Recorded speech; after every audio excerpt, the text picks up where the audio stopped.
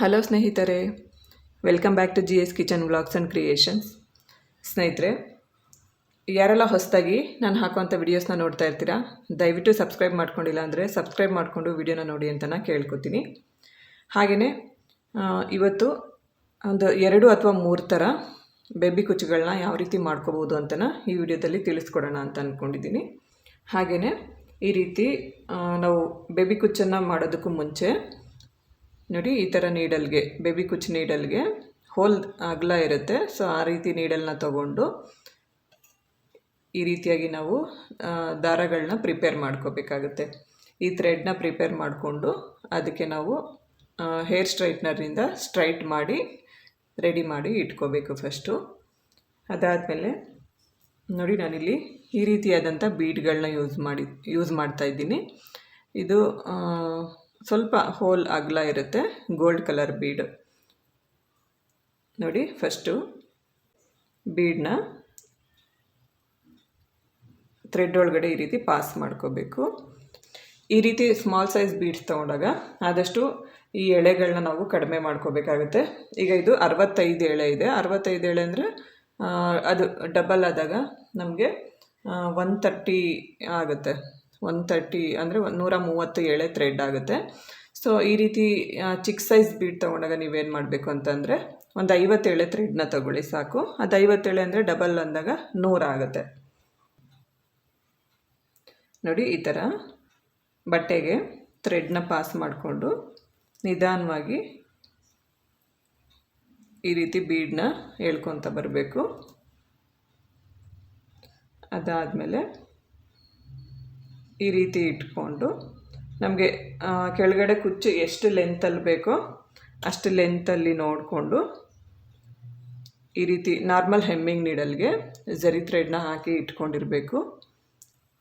ಈಗ ಇದನ್ನು ನಾವು ಕುಚ್ಚನ್ನು ನಾಟ್ ಹಾಕೋಬೇಕು ಅಥವಾ ಗಂಟು ಹಾಕ್ಕೋಬೇಕಾಗುತ್ತೆ. ಫಸ್ಟು ಝರಿ ಥ್ರೆಡ್ನ ನೋಡಿ ಕುಚ್ಚು ಮಧ್ಯದಲ್ಲಿ ಇಟ್ಕೊಂಡು ಈ ರೀತಿ ಥ್ರೆಡ್ನ ಎಳ್ಕೊಳ್ಳಿ.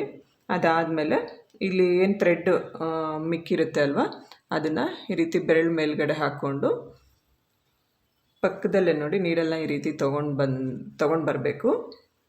ಆಗ ನಮಗೆ ರೈಟ್ ಸೈಡ್ಗೆ ಒಂದು ರೌಂಡ್ ಶೇಪ್ ಫಾರ್ಮ್ ಆಗುತ್ತೆ. ಅದರೊಳಗಡೆಯಿಂದ ನೀಡಲ್ ಹಾಕಿ ಥ್ರೆಡ್ನ ತಂದರೆ ಒಂದು ನಾಟ್ ಕ್ರಿಯೇಟ್ ಆಗುತ್ತೆ. ನೋಡಿ, ಈ ಥರ ಒಂದು ನಾಟ್ ಕ್ರಿಯೇಟ್ ಆಗುತ್ತೆ. ಅದೇ ಥರ ನಾವು ಫುಲ್ ಒಂದು 3 ಟೈಮ್ಸ್ ಅಥವಾ ಒಂದು 4 ಟೈಮ್ಸ್ ನಾಟ್ ಹಾಕ್ಕೋಬೇಕಾಗುತ್ತೆ. ನೀವು ಆದಷ್ಟು ನಾಟನ್ನು ಈ ರೀತಿಯೇ ಹಾಕ್ಕೊಳ್ಳೋದಕ್ಕೆ ಟ್ರೈ ಮಾಡಿ.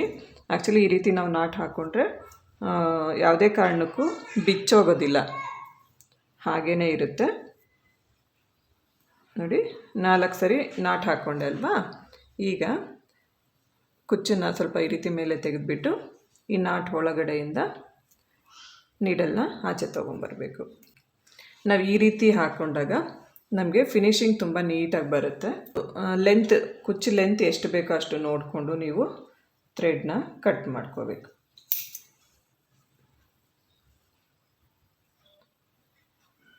ನೋಡಿ, ಈ ರೀತಿ ಕುಚ್ಚು ಪ್ರಿಪೇರ್ ಆಗುತ್ತೆ.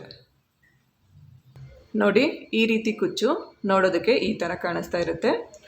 ಸ್ಯಾರಿಗೆ ಹಾಕಿದ್ರೂ ಕೂಡ ಅಷ್ಟೇ ತುಂಬಾ ಚೆನ್ನಾಗಿ ಕಾಣಿಸ್ತಾ ಇರುತ್ತೆ.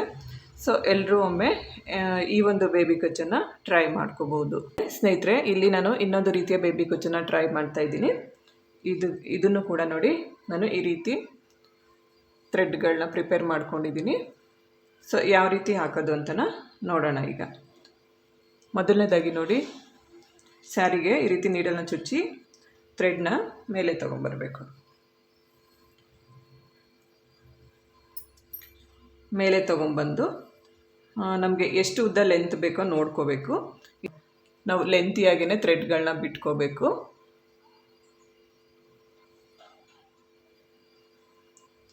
ಈಗ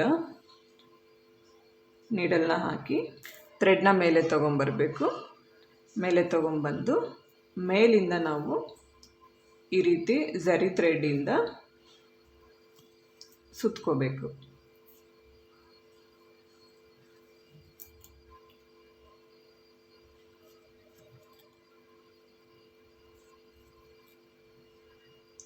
ಇದೇ ಥರ ನಾವು ಕೆಳಗಡೆ ಒಂದಷ್ಟು ದೂರ ಸುತ್ಕೊಂಡ್ಬರ್ಬೇಕಾಗತ್ತೆ. ಒಂದಾದಮೇಲೆ ಒಂದರಂಗೆ ಸುತ್ತಕೊಂಡು ಮಧ್ಯ ಇಲ್ಲೊಂದು ಕಡೆ ನಾವು ಇದನ್ನು ನಾಟ್ ಹಾಕ್ಕೊಳ್ಳೋಣ. ನಾಟ್ ಹಾಕ್ಕೊಂಡು ಮತ್ತು ಅದೇ ಥರನೇ ಸುತ್ಕೊತ ಬರಬೇಕು.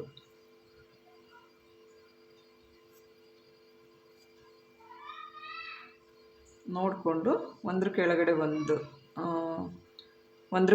ಒಂದು ಥ್ರೆಡ್ ಬರೋ ಥರ ನೋಡಿ ಈ ರೀತಿ ನೋಡಿಕೊಂಡು ಸುತ್ಕೋಬೇಕು. ಮೇಲೆ ಮೇಲೆ ಬರಬಾರ್ದು.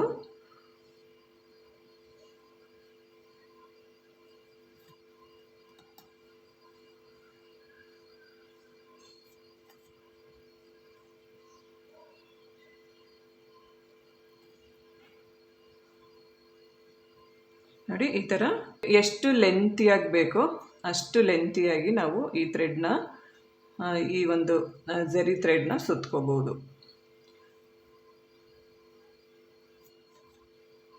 ನೋಡಿಕೊಂಡು ನಿಮಗೆ ಕುಚ್ಚು ಎಷ್ಟು ಉದ್ದ ಬೇಕೋ ಅಷ್ಟು ಉದ್ದ ಬಿಟ್ಕೊಂಡು ಲೆಂತಿಯಾಗಿ ಇದನ್ನು ನೀಟಾಗಿ ಸುತ್ಕೊಳ್ಳಿ. ಈ ರೀತಿ ಸುತ್ತಿದ್ದಾದಮೇಲೆ ಇಲ್ಲಿ ನಾವೇನು ನಾಟ್ ಹಾಕ್ಕೊಂಡಿರ್ತೀವಲ್ಲ ಆ ನಾಟ್ ಒಳಗಡೆಯಿಂದ ಥ್ರೆಡ್ನ ಆಚೆ ತೊಗೊಂಡು ಬರೋಣ.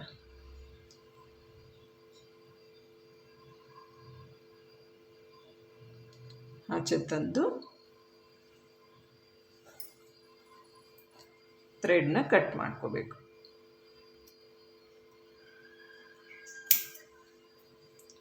ನೋಡಿ ಈ ಥರ ಬರುತ್ತೆ. ನೀವು ಇನ್ನೂ ಲೆಂತಿಯಾಗಿ ಬೇಕಾದರೂ ಕೂಡ ಈ ಕುಚ್ಚನ್ನು ಮಾಡ್ಕೋಬೋದು. ಸ್ನೇಹಿತರೆ, ನಾರ್ಮಲ್ ಹೆಮ್ಮಿಂಗ್ ನೀಡಲ್ಗೆ ನಾನು 2 ಎಳೆ ಸಿಲ್ಕ್ ಥ್ರೆಡ್ನ ಹಾಕ್ಕೊಂಡು 4 ಎಳೆ ಮಾಡ್ಕೊಂಡಿದ್ದೀನಿ. ಈಗ ಇದನ್ನು ಈ ಜಾಗದಲ್ಲಿ ಇದನ್ನು ಬಟ್ಟೆ ಮೇಲೆ ನೀಡಲ್ನ ಚುಚ್ಚಿ ಥ್ರೆಡ್ನ ಮೇಲೆ ತೊಗೊಂಬರ್ತೀನಿ. ಮೇಲೆ ತೊಗೊಂಬಂದು ನೋಡಿ ಇಷ್ಟಕ್ಕೆ ಇದು ಇಷ್ಟದ ಲೆಂತ್ ಬಿಟ್ಕೊಂಡು ನಮಗೆ ನೋಡ್ಕೋಬೇಕು ಬೀಡು ಮತ್ತು ಕುಚ್ಚಿಗೆ ಎಷ್ಟು ಲೆಂತ್ ಥ್ರೆಡ್ ಬೇಕಾಗ್ಬೋದು ಅಂತ ನೋಡಿಕೊಂಡು ಅಷ್ಟುದ್ದ ಥ್ರೆಡ್ನ ಬಿಟ್ಕೊಂಡು ಈ ರೀತಿ ಥ್ರೆಡ್ನ ಕಟ್ ಮಾಡ್ಕೋಬೇಕಾಗತ್ತೆ. ಕಟ್ ಮಾಡಿ ಆದಮೇಲೆ ಕ್ರಿಸ್ಟಲ್ ಬೀಡನ್ನ ತಗೊಂಡು ಈ ರೀತಿ ಇಟ್ಕೋಬೇಕು. ಇಟ್ಕೊಂಡಾಗ ನಮಗೆ ನೆಕ್ಸ್ಟ್ ಅದು ಬೀಡ್ ಎಲ್ಲಿವರೆಗೂ ಇಡ್ಸುತ್ತೆ ನೋಡಿಕೊಂಡು ಅದ್ರ ಪಕ್ಕನೇ ಈಗ ಇನ್ನೊಂದು ಸರಿ ಥ್ರೆಡ್ ಹಾಕೋಬೇಕು. ಈಗ ಇಲ್ಲೇ ಇನ್ನೊಂದು ಸರಿ ಇದೇ ಥರ ಹಾಕ್ಕೋತೀನಿ. ನಾವು ಲೆಫ್ಟ್ ಸೈಡಲ್ಲಿ ಎಷ್ಟು ಉದ್ದ ಬಿಟ್ಕೊಂಡಿರ್ತೀವೋ ಅಷ್ಟೇ ಉದ್ದ ರೈಟ್ ಸೈಡಲ್ಲೂ ಕೂಡ ಕಟ್ ಮಾಡ್ಕೊಳ್ಳೋಣ. ಕಟ್ ಮಾಡಿಕೊಂಡು ಫಸ್ಟು ಈ ರೀತಿ ಕಾಟನ್ ಥ್ರೆಡ್ನ ತೊಗೊಂಡು ಕಾಟನ್ ಥ್ರೆಡ್ ಒಳಗಡೆ ನೋಡಿ ಸಿಲ್ಕ್ ಥ್ರೆಡ್ನ ಹಾಕ್ಕೋಬೇಕು. ಇಲ್ಲಿ ನಾವು ನೀಡಲ್ಗೆ ಕಾಟನ್ ಥ್ರೆಡ್ನ ಹಾಕ್ಕೊಂಡಿರ್ತೀವಿ. ಇವಾಗ ನೀಡಲ್ ಒಳಗಡೆ ಬೀಡ್ ಹಾಕ್ಕೊಂಡು ಈ ರೀತಿ ನಾನು ಯಾವ ರೀತಿ ತೊಗೊತಾ ಇದ್ದೀನಲ್ಲ ಥ್ರೆಡ್ಡು ಆ ರೀತಿ ಕಾಟನ್ ಥ್ರೆಡ್ ಒಳಗಡೆಯಿಂದ ಆಚೆ ತೊಗೋಬೇಕು. ಆವಾಗ ತುಂಬ ಈಸಿಯಾಗಿ ನಾವು ಬೀಡನ್ನ ಇನ್ಸರ್ಟ್ ಮಾಡ್ಕೋಬೋದು. ಅದೇ ಮೆಥಡಲ್ಲೇ ಈಗ ನೆಕ್ಸ್ಟ್ ಇದ್ರ ಪಕ್ಕ ಇರೋ ಅಂಥ ಥ್ರೆಡ್ಗೂ ಕೂಡ ಈಗ ಬೀಡನ್ನ ಇನ್ಸರ್ಟ್ ಮಾಡ್ಕೋಬೇಕು. ಈ ಬೀಡ್ ಹಾಕೋಬೇಕಾದ್ರೆ ನಾವು ನೋಡಿ ಈ ರೀತಿ ನೀಡಲ್ನ ಕೆಳಗಡೆಯಿಂದ ಮೇಲ್ಗಡೆ ತಗೋಬೇಕು. ಈ ಥರ ತಗೊಂಡಾಗ ಆ ಸಿಲ್ಕ್ ಥ್ರೆಡ್ ಏನಿದೆ ಬೀಡ್ ಒಳಗಡೆಯಿಂದ ನಮಗೆ ಆಚೆ ಬರುತ್ತೆ. ಥ್ರೆಡ್ ಆಚೆ ಬಂದಿದ್ದಾದಮೇಲೆ ನೋಡಿ ನಾವು ಬೀಡನ್ನ ಈ ಥರ ಟೈಟ್ ಮಾಡ್ಕೋಬೇಕು. ಇದು ನಮಗೆ ಈ ರೀತಿ ಅಗಲವಾಗಿ ಬರುತ್ತೆ. 2 ಒಳಗಡೆಯಿಂದ ಥ್ರೆಡ್ ತಂದಿರ್ತೀವಲ್ವ, ಸೊ ಹಾಗಾಗಿ ಬೀಡು ಅಗಲವಾಗಿ ಬರುತ್ತೆ.